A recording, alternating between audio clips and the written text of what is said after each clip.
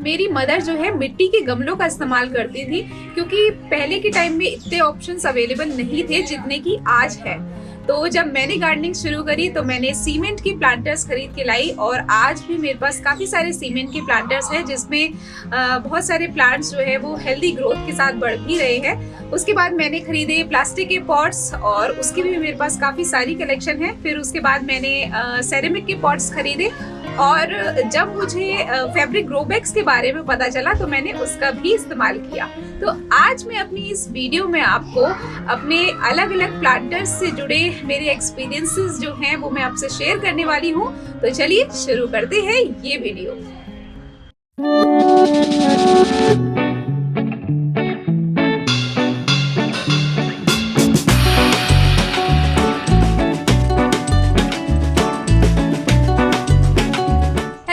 मैं हिमानी और आप देख रहे हैं कर्ली ड्रीम्स, जहाँ होती है गार्डनिंग भी और मस्ती भी। तो दोस्तों, अभी तक आपने अगर मेरा चैनल सब्सक्राइब नहीं किया है तो जल्दी से जाके मेरा चैनल सब्सक्राइब कर ले और बेल आइकन भी प्रेस कर ले। तो दोस्तों, जैसा कि मैंने आपको बताया कि मैं अलग अलग प्लांटर्स से जुड़े मेरे एक्सपीरियंसेस आपसे शेयर करने वाली हूँ, और उनके मेरिट्स और डीमेरिट्स के बारे में भी बताने वाली हूँ। तो सबसे पहला जो मैं प्लांटर बताने वाली हूँ वो है क्ले पॉट, यानी कि मिट्टी का गमला।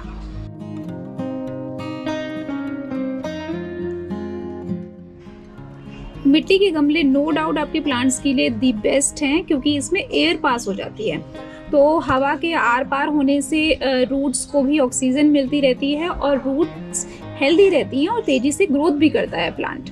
इसमें एक और चीज़ है, अगर आप जो है ओवर वाटरिंग कर देते हैं, ज़्यादा पानी दे देते हैं अपने प्लांट को, तो मिट्टी जो है वो पानी को सोख लेती है, अब्जॉर्ब कर लेती है सारे पानी को, और फिर जितने पानी की रिक्वायरमेंट होती है प्लांट को तो वो जो है पानी जो है लेता रहता है प्लांट।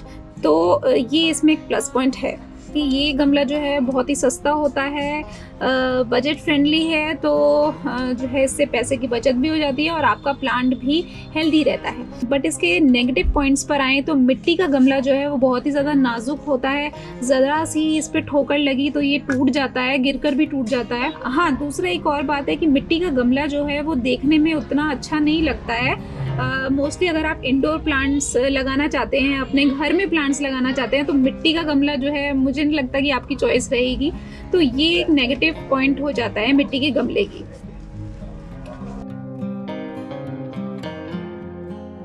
तो मजबूती के लिए मैंने सीमेंट प्लांटर्स का इस्तेमाल किया, और 3-4 सालों से मैं इसका लगातार इस्तेमाल भी कर रही हूँ। सीमेंट प्लांटर भी जो है वो वाटर को एब्जॉर्ब कर लेता है मिट्टी के गमले की तरह, लेकिन इसमें हवा का सर्कुलेशन बिल्कुल भी नहीं होता, आर पार नहीं होती है हवा, तो ये एक इसका नेगेटिव पॉइंट है। बट फिर भी इसमें प्लांट्स चल जाते हैं। मैं भी बहुत टाइम से, जैसा कि मैंने आपको बताया, मैं काफ़ी टाइम से इसका यूज़ कर रही हूँ। सीमेंट के प्लांटर्स जो होते हैं, लेकिन सीमेंट के प्लांटर्स जो होते हैं ना वो काफ़ी भारी होते हैं। तो मेरे घर में जो है कुछ देर की धूप आती है तो मैं अपने प्लांट्स जो हैं वो धूप जहाँ पर आ रही है मैं वहाँ पे शिफ्ट करती रहती हूँ। तो शिफ्ट करने के टाइम पे मुझे तकलीफ होती है, मतलब ये है कि दिक्कत तो होती है क्योंकि ये हैवी बहुत हो जाते हैं। मतलब ये अभी भी इतना हैवी है कि मैं एक हाथ से इसे नहीं उठा सकती हूँ।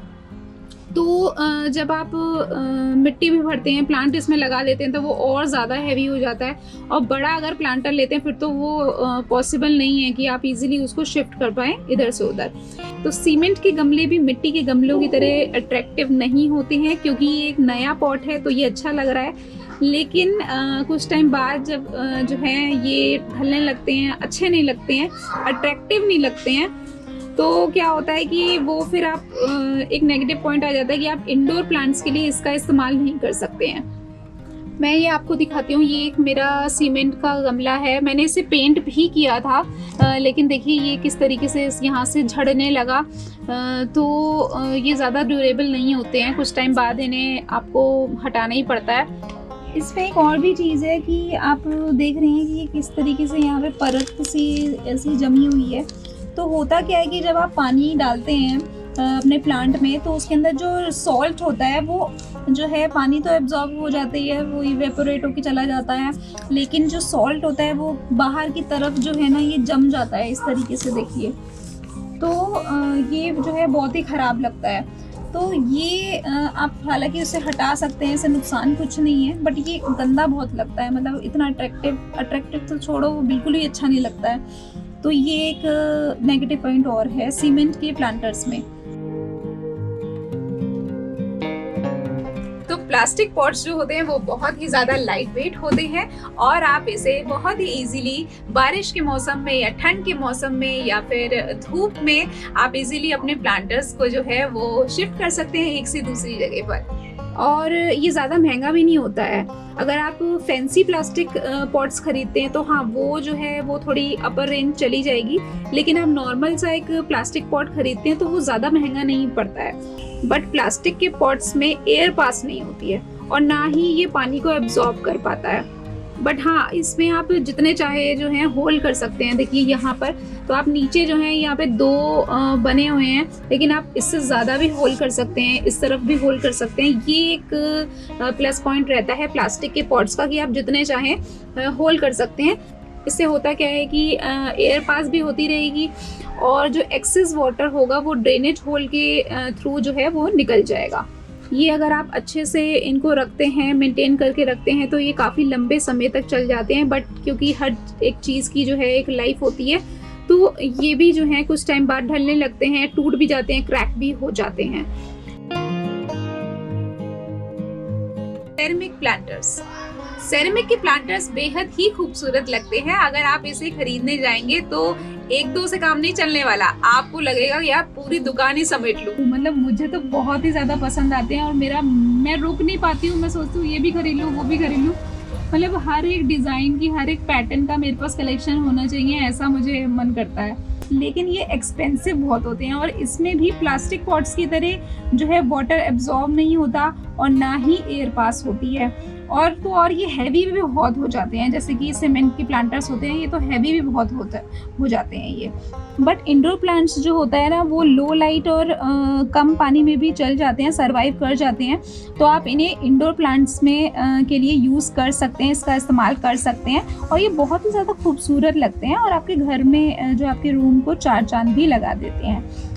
हाँ बट ये मिट्टी की गमले की तरह नाजुक तो नहीं होते हैं, लेकिन हाँ अगर ये इस पे ठोकर लगेगी, अगर हल्का सा हाथ से अगर छूट गया तो ये टूट भी जाते हैं। तो इनको डेलिकेट होते हैं, इनको अच्छे से इनको रखना पड़ता है।